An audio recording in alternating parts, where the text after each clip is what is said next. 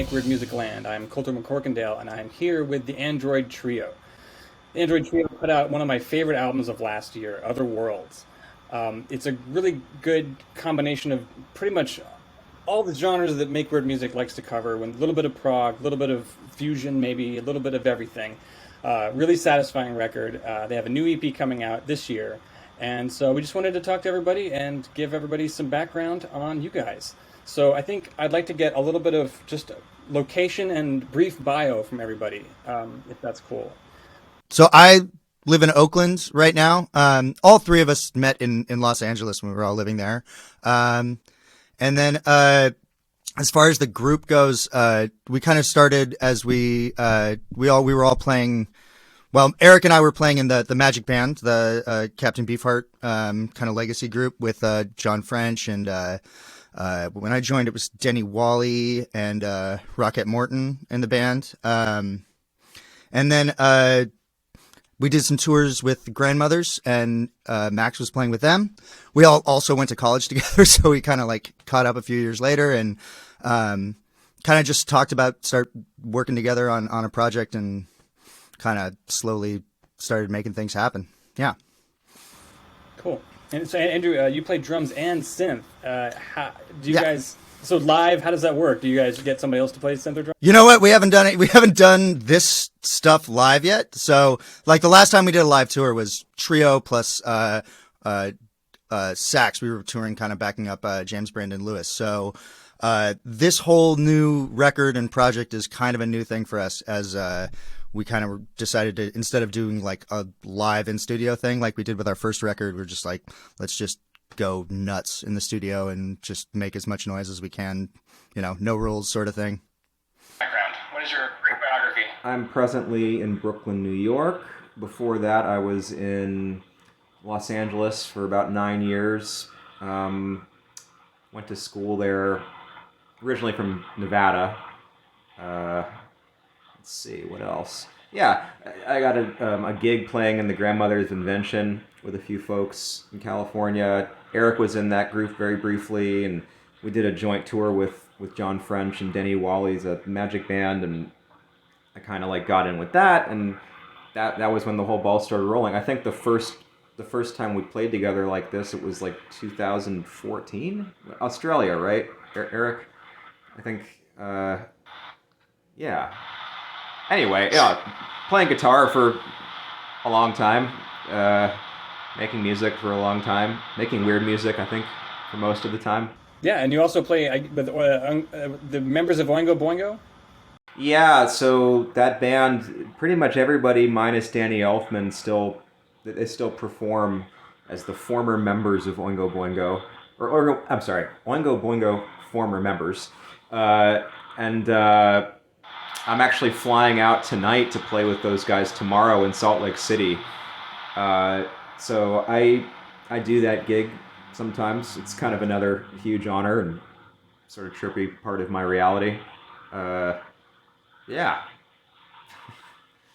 So first of all, my name is Eric Clerks. I'm from Los Angeles. I've been living here since 2007, and I moved here from New Orleans for graduate school, and I've been here ever since. I play bass, guitar, 8-string guitar, a little bit of keyboards, a lot of string instruments primarily. I started off getting out of grad school working for Charlie Hayden as his bass tech, and I got to travel all over the world with Charlie and got to meet some really just incredible musicians and play with a few of them, and that was an incredible learning experience for me. In 2009, I joined the Magic Band with John French, Denny Wally. At that point, Craig Bunch was playing drums, and of course, Rocket Morton, Mark Boston on bass. Toured with them for almost 10 years, and I guess in about 2015, 2016, I got invited to join the Grandmothers of Invention when Max was in the band, and we got to do a little bit of touring together, and that was a whole lot of fun. And then the whole thing kind of went full circle with Max coming in and joining the Magic Band to replace Denny Wally when he left. So we've had a lot of overlapping together. Of course, Andrew was a Magic Band drummer for several years, and I've actually known Andy for a long time. We played in his graduate recital together doing the music of King Crimson, which was another great touchstone for us. And I think it really bleeds into and informs the music that we're doing with the Android Trio, because we all have these really deep common influences, and it's really fun to see how they manifest in these really different and creative ways. So that's kind of the Cliff Notes version of where I'm from.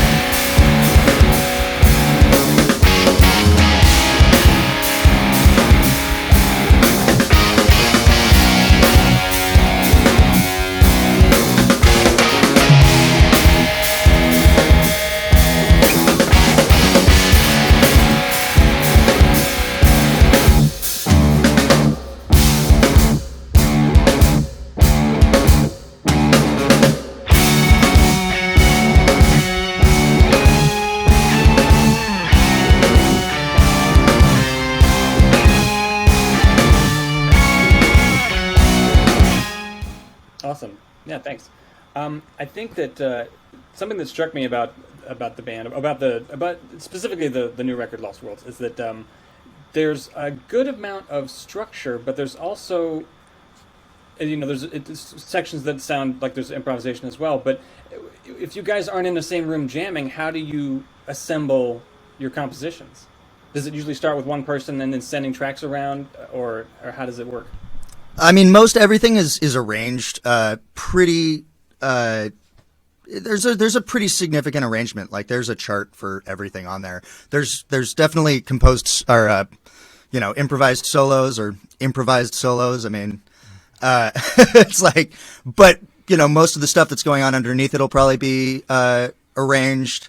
It's kind of easy to tell, especially with the drums, like where my stuff is improvised and where it's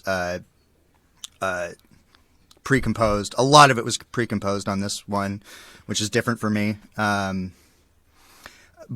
it was pretty heavily arranged. And then once, all our parts were done, that's when I kind of took it back into my studio and smoked a bunch of weed and just fucked around with synthesizers for hours until we made some cool shit. So that's a great. I think there should be more of that sort of radical candor that we don't get as much of in band interviews. You know what, man?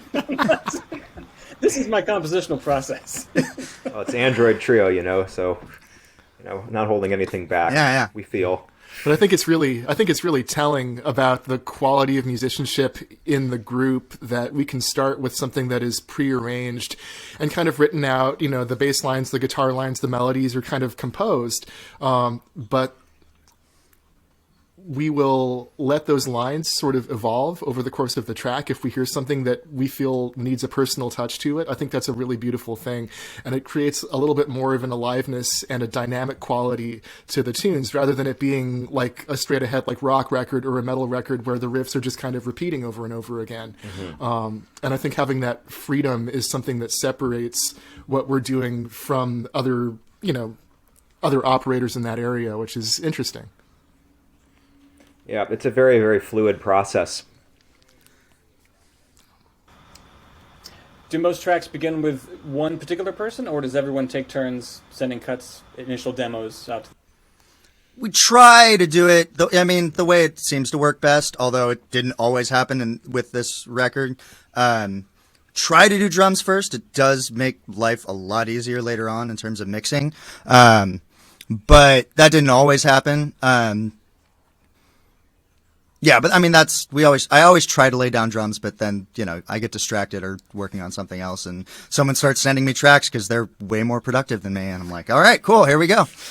I mean, we started this. I remember kind of recording stuff into my phone and just sort of sending rough sketches and kind of really wood shopping everything, like from riff to riff, section to section, in that way. Like at the beginning of the pandemic, I don't know about you guys so much, but I definitely didn't have all of the recording equipment and ability to sort of document or capture like I did, and we were just sort of like, what about this? What about this idea? I think I remember like Cryptosaur kind of being one of the first things, the track Cryptosaur, and just kind of like sending Andy something, and then Andy is like, I don't know, like a way more sensible arranger, I guess, than I am.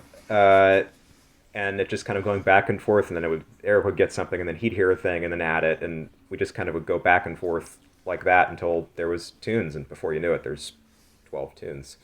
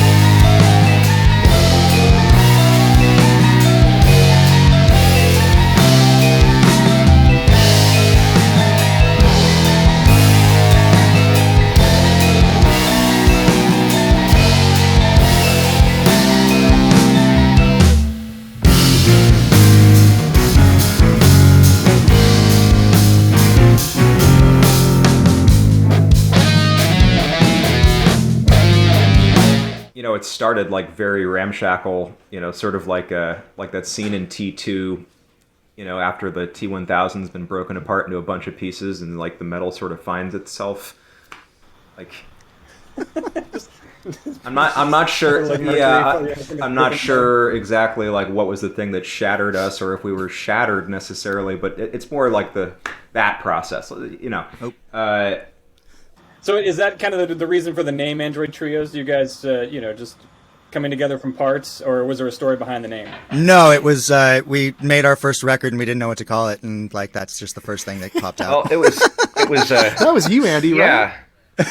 I think so. Yeah. Yeah. I mean, and then when we decided to get back together and do this new one, we're like, well, might as well keep the same name. So, yeah. Even though now it's like basically there's at least 5 people playing on every track, but whatever, who cares? It's the meat of the sandwich is the Android. That'll be fun, man. We're gonna go on tour. It'll be like a sextet and just like still called the trio. It's gonna be awesome. I wish people we could. So confused. It's like exactly. It's like the rehearse. Yeah, exactly. Totally. I totally. wish we could just replicate ourselves a few times, and then I think it would really go along with the theme. Oh, I'm not that good of a synth Small player, army man. of Max Kutners would be incredible. Oh my god, all of the complaints. Yeah, that would be helpful. There's like 4 guitar tracks on half those songs, man. Just do it with loops. Just lay loops down all around. Yeah, that reminds me. Cause one time I was in college, I was playing at a festival at our school, and we didn't have a name for our band, and so we literally we're out of time. They had to make the posters, and so we just called ourselves Out of Time. Yep, there you go. It's Done. hard to find a good band name. It's really tricky. I feel like half the great jazz standards were named didn't Monk name half of his songs by like the last thing the producer said to him, like before they did it? That's a great story. Yeah, I'm one of those. I mean, I don't know how true that is, but where, there's that Wayne Krantz record where every track is part of a sentence. It's just like this is the thing. Yeah. Do you feel like there's a goal or a template or something that you guys are following, or do you feel like the music you create is mostly just a combination of just so many influences, or do you feel? I mean, or is there kind of a model that you mentioned King Crimson, but is there a template or something that you look towards? Well, when we first started, it definitely when we did the first record, we were definitely shooting for, or at least I was coming into it, more of a 70s ECM, like John Abercrombie sort of a vibe, which is a huge influence on all of us. Like those records, especially like Timeless and the Gateway stuff is like hugely, Dejanette is like the beginning of drums for me. Like I picked up sticks because I heard that dude play. Like that's so, and those records specifically are just like still really influential. I don't know if you can hear it in this new stuff. You'll definitely hear it on some of the EP that's going to come out later on this year. But like that was kind of where it started. But then we also listened to a bunch of other stuff. So there's a lot of Crimson in there. I'm a diehard Don Caballero fan, so there's a ton of that. I spent a bunch of time when I was mixing and doing synth stuff listening to bunch of 90s Nine Inch Nails, because Trent Reznor's like a genius arranger, whether people, I mean, I think people understand that now, especially that he's doing like soundtracks again, but like that dude's arrangement chops are insane. Like he's genius. And then a ton of battles, especially the early stuff, because we're just layering stuff. Whereas like the new battle stuff is it's a lot more minimalistic because there's like 2 guys left in the band, but those early records are just soaked with crazy synth sounds. And then, we also tried to like throw in some like Mellotron samples and stuff because, early Crimson is always going to be a huge part of what we do. Like Eric and I basically got to know each other learning Crimson tunes. So that's always going to be a huge influence on what we're working on. Yeah. I think it's interesting, like having the having 3 different compositional voices in the group. And I think that each of our compositional voices is really individual and really unique. And I think part of the challenge and part of the fun of the group is finding some way to make what feels like a really complete self-contained statement that's not just like, well, here are Andy's tunes, here are Max's tunes, here are Eric's tunes, and they're all, there are some common threads in terms of writing and references, but I think in the performance and the production and the arranging, like Andy was saying, I think that's when a lot of those things really start to coalesce and become, we start to see more common threads running through the music just by virtue of sound design, by tone, by touch, by the decisions that we make when we're tracking our parts specifically, and it's been such a joy and so fascinating to see how this book of like very different tunes has become the Android Trio sound in its own way. It's really, really cool. Yeah. I mean, it's been fascinating for me, like as a listener, just revisiting that process and like, for me, a lot of the way that I write, it's sort of like asking a question or like envisioning a scenario.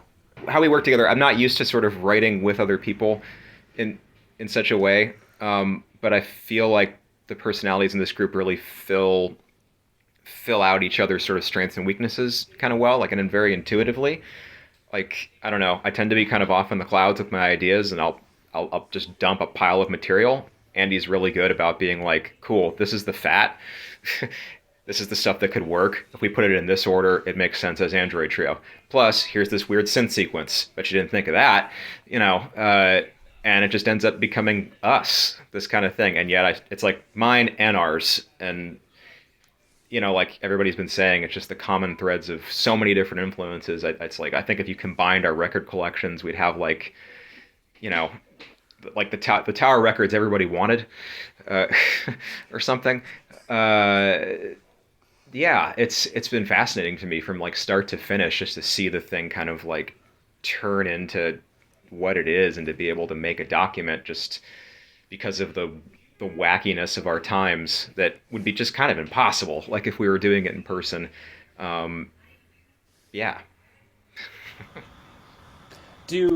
What would you guys say? So you got Mike Keneally to produce the record. What did Mike bring to the table structurally as well as? Well, part of it, this is my first time ever trying to like mix a record. So my boss, I bartend, that's my main job, but my boss, the owner of the bar I work at, is Jeff Saltzman, who's like a phenomenal producer, did a bunch of stuff, worked with everyone from like Green Day to The Killers, lot, I think he used to manage a bunch of thrash bands back in the 80s and 90s. And he, just would come over to my house and like give me the basics of like how to mic drums and like how to basically use a compressor and how to, all this stuff, and it's all Logic, everything on there, I don't think there's more than like a couple $100 worth of plugins that we even used on this record. It's almost all just built into Logic stuff.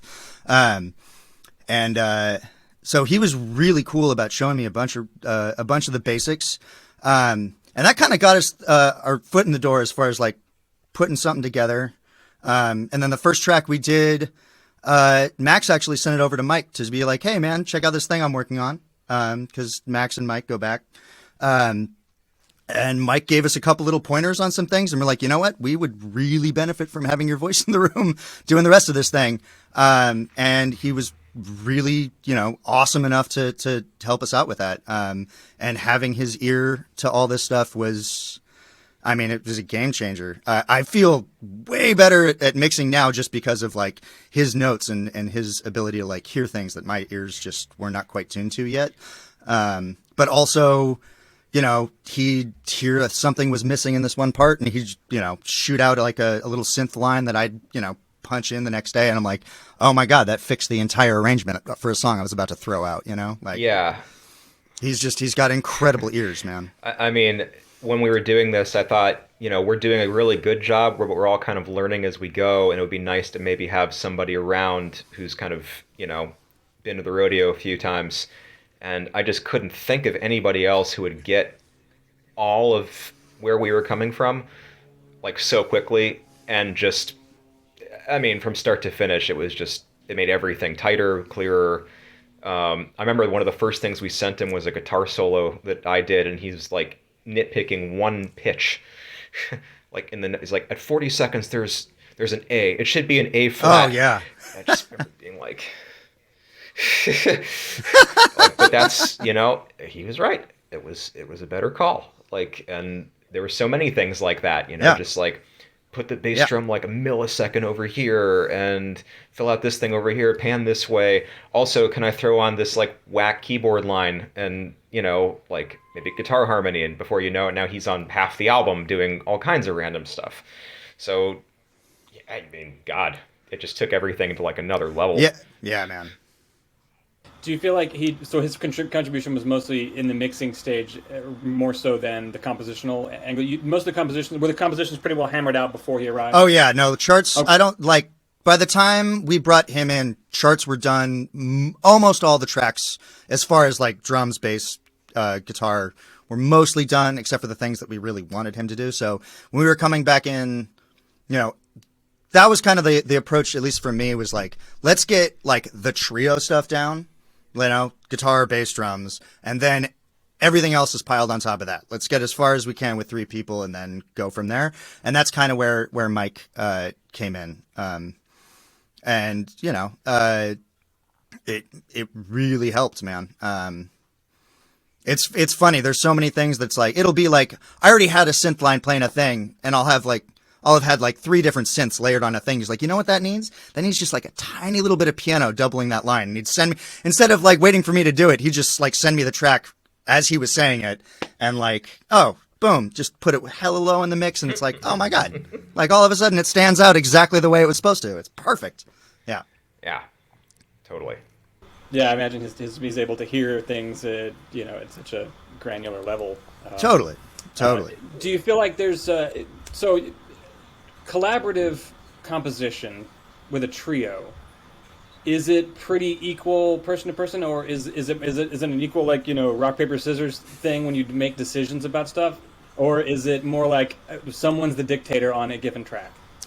I would say we try to come to consensus, but I'm the one at the mixing board, so like at the very end of the day, I do have veto power just because of where I'm sitting. President Andy. I try not to use it, but like That's an interesting twist in the new world of post-COVID composition, where it's like the person with the mixing board controls the decisions ultimately. Yeah. They don't have that. I mean, mind you, like luxury. I would never put out anything that the guys were like, dude, I'm not happy with that. But so we always like shooting for consensus. But yeah, I mean, as far as compositions go, like I'm always, the first record we did was all my compositions. And this time I really wanted to not do that. I really wanted more, everyone to participate in that. And then, but it still sounds like us, we all listen to the same, I mean, we don't all listen to the same stuff, but there's enough crossover that, we do sound like a group compositionally. Then again, like, honestly, if you just looked at the charts and didn't hear us play them, there's like, if you saw Eric's tunes next to my tunes just written on paper, you'd be like, that is not the same project, like at all. And then by the time, even just the 3 of us have played our parts, it felt like it all fit together. And then we just went to town layering and arranging and going nuts on it after that. So tell us about this new EP. How many tracks are there, and what's it? Okay, sorry. Go ahead. Oh. Oh, sorry. 5. Sorry. Okay, five tracks. Yeah. How would you say it differs stylistically from? Ooh, how do I put this? This one is like oddly, with the exception of like one tune, like this is more of like a jazz record. There's definitely a lot more solos and improvisations on this. With the exception of one tune that's pretty thoroughly composed from top to bottom.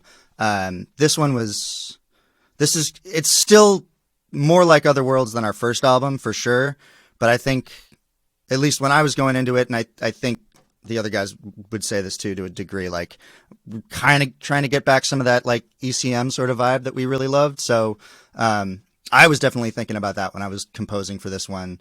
And also just more standard jazz forms. Like there's at least a couple tunes that are straight, like head, solo, head, out, like, so that influence is coming back a little bit more.